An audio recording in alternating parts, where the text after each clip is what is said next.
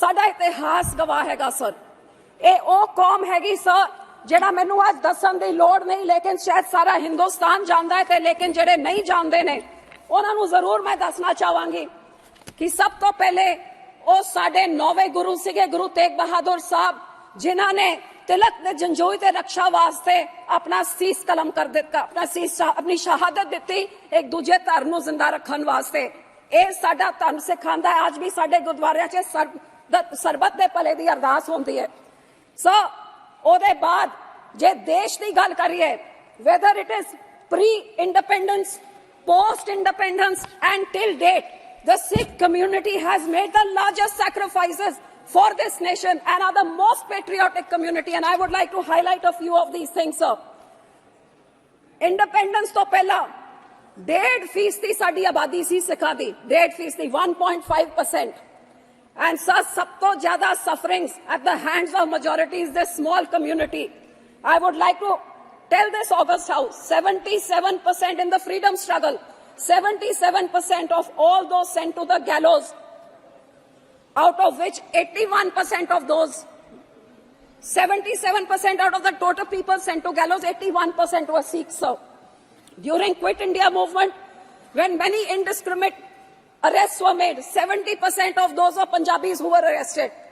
Out of the 2,000 people who joined the Indian National Army when army was formed, 60% were Sikhs.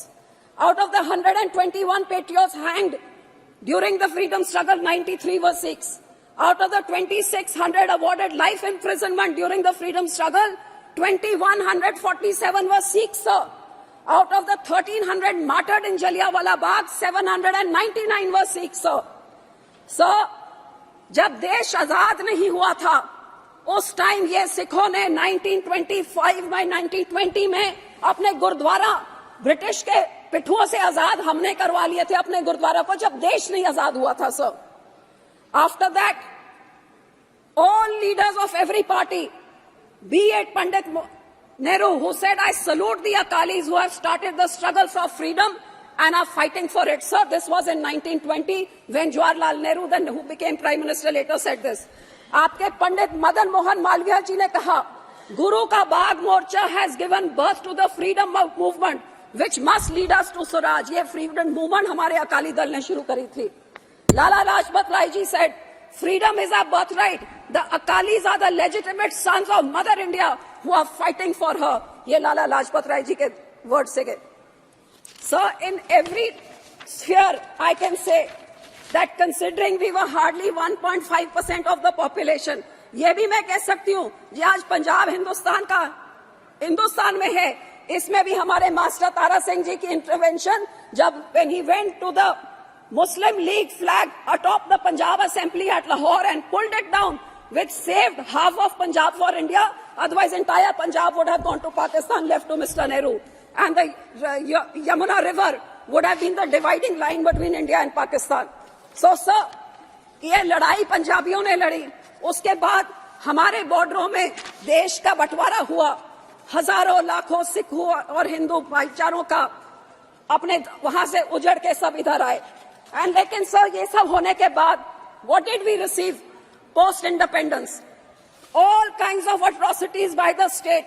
हमारे पंजाब का बंटवारा हुआ, लड़ाई हमने लड़ी, देश को आजाद करने के लिए कितने बड़े सैक्रिफाइसेस दिए, और जब देश आजाद हो गया तो पंजाब के टुकड़े टुकड़े करके अलग अलग राज्य बनाए गए.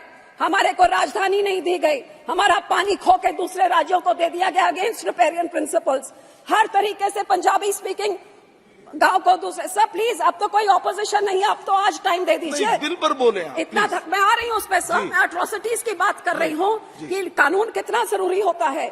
उसके बाद सर एक स्टेट स्पॉन्सर्ड जेनोसाइड का क्या कैसे हुआ, वो हमारे अकाल तख्त साहब के ऊपर इंदिरा गांधी के कहने पे जब वहां टैंकों तोपों से चढ़ा के हमारी सबसे जो धार्मिक स्थान है उधर जिस तरीके से टैंकों तोपों के साथ अटैक किया गया, गुरपुरब के दिन जब वहां पे श्रद्धालु थे उनके कत्ल करके सारा सरोवर लाल कर दिया खून से.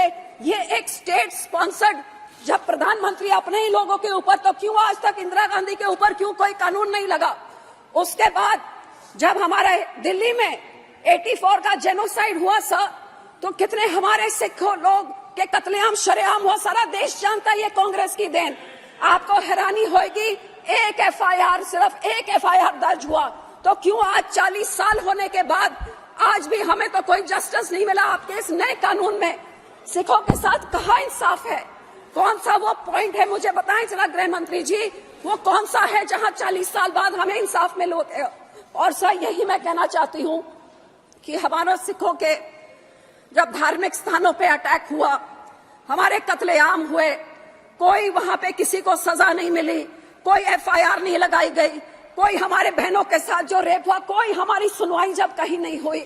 और इसी तरह पंजाब में जब हजारों नौजवानों को, बेगुनाहों को यूएपी लगा के, ऐसे ऐसे कानून लगा के, जब उनको एक पूरी जवानी, अब यहाँ पे वो बिट्टू नहीं है कांग्रेस के एमपी साहब, उनके जो दादाजी थे, पूरा बेअंत सिंह ने एक पूरी पीढ़ी सिखों की खत्म कर दी।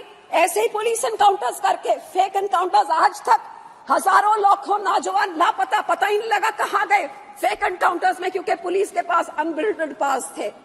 तो इस तरह के विदाउट चेक्स एंड बैलेंसेस बाहर कितना बड़ा नुकसान कर सकता है, ये हमें पंजाबियों में देखा। और सर जब ऐसे हालात थे, जब नौजवानों को मारा जा रहा था पुलिस से, कल क्यों आपको हैरानी होगी, कल की कहानी, एक ऐसी लेडी 19 साल की, उसके हस्बैंड को उठा के मार दिया पुलिस एनकाउंटर में। और अब कितने 30-40 साल बाद आज थानेदार से लेके डीजीपी तक, आईजी तक, सबको पुलिस ने, अब जाके अदालतों ने उसको इंसाफ दिया, क्योंकि फेक एनकाउंटर था, फैब्रिकेटेड था, उसको एक टेररिस्ट बना के उसका एनकाउंटर कर दिया। तो ये तो लाखों हजारों से हर घर की कहानी थी पंजाब में 80 के दहाकों में। और सर जब ऐसा माहौल था, जब नौजवान मारे जा रहे थे, तो उन लोगों को रोकने के लिए जो हमारे सब सिर्फ कुछ सुझाव कुछ देना चाहती हैं? जी सर, मैं उसी पे आ रही हूँ सर, उसी पे मैं कहना चाहती हूँ। जब ऐसे का माहौल पूरे पंजाब में 10-12 साल चल रहा था, तो कुछ नौजवान, अब इधर ही इस हाउस में आपने देखा, कुछ नौजवानों ने कुछ दिन पहले क्या किया, क्या कह रहे थे वो नौजवान कि हमने अपनी बेरोजगारी, मणिपुर या फार्मर्स के बारे, तो नौजवान अपने भावनाओं में बह के उस समय उन्होंने कुछ कदम उठाए। 25-25 साल के नौजवान थे, हमारे बंदी सिखों की मैं बात कर रही हूँ, और बहुत विनम्रता से मैं बात कर रही हूँ, क्योंकि इस पूरे कानून में आज भी उन बंदी सिखों के इंसाफ के बारे में कुछ भी नहीं है sir.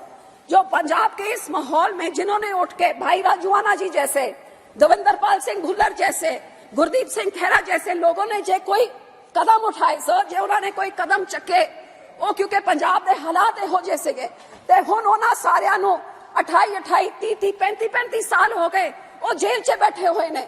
So where in the constitution और where in legal prudence does it say that you can just be imprisoned forever without any, आपको कोई इंसाफ ना मिले? ये तो ह्यूमन राइट्स की वायलेशन है, ये एक इंसान की इंसानियत की वायलेशन है। Sir 1 minute, 5 minute sir. Sir here I want to say that in the mercy petition, जो आपने मर्सी पिटिशन के बारे में कहा है सर, फॉर एग्जाम्पल हमारे भाई राजूआना, यू मस्ट नो सर, 28 साल से जेल में बंद हैं, क्योंकि उस टाइम 84 के दहाकों में उन्होंने कोई कदम उठाया, कोई कंस्पिरेसी करी। 28 years he is lying in a prison in an 8x8 cell. For 12 years his mercy petition is pending. No decision is being taken. The court tells the government to take a decision. The government doesn't take any decision. And now the new law says, besides his family, nobody can apply for it also. If the person has no family, sir, उनके माँ बाप जे मर गए, तो कौन करेगा? ये कहाँ से ये आप ये लेके आ रहे हैं? और 12-12 साल को इसका फैसला ना हो, तो इससे बड़ी बेइंसाफी क्या हो सकती है?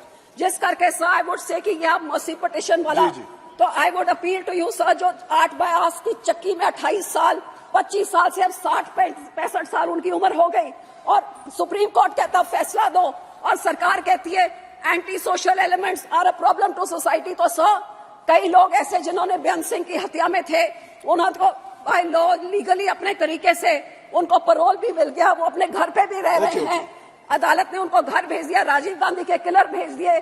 तो जब वो उनको कोई सोसाइटी ने उनसे कोई प्रॉब्लम नहीं, गुड कंडक्ट उनके प्रिजन में रहा, तो क्यों नहीं ऐसे लोगों को फ्री करा जाता? Sir just 2 minutes more sir, गुरु साहब के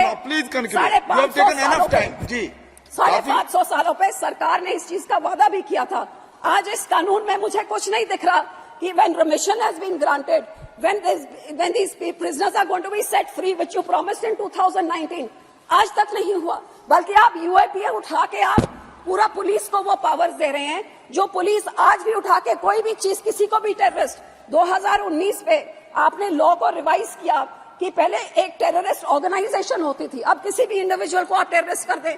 इसका मिसयूज पंजाब में तो रोज ही हो रहा है, देश में भी देख रहे हैं, किसी को भी टेररिस्ट। आपको हैरानी होगी कि पंजाब में कुछ बच्चों ने सिक्खी का प्रचार करने के लिए कुछ पैम्फलेट घर पे मिले तो उनपे भी यूएपीए लगा दिया और फिर उठा के दूर दूर भेज देते। श्री रमेश विदुड़ी जी, सर मैं अपील करती हूँ कि इस कानून का